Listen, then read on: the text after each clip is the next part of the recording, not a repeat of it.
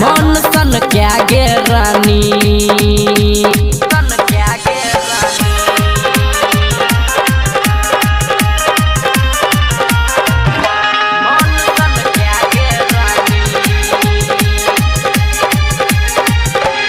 लिखो सलेंदर तोरे पर गाना डीजे गौतम संगे संजय दीवाना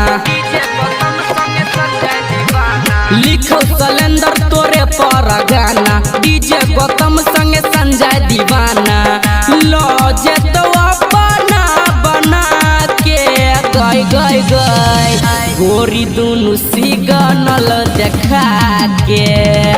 मन सन क्या गे रानी देख तोहर चढ़ल जवानी मन सन क्या गे रानी।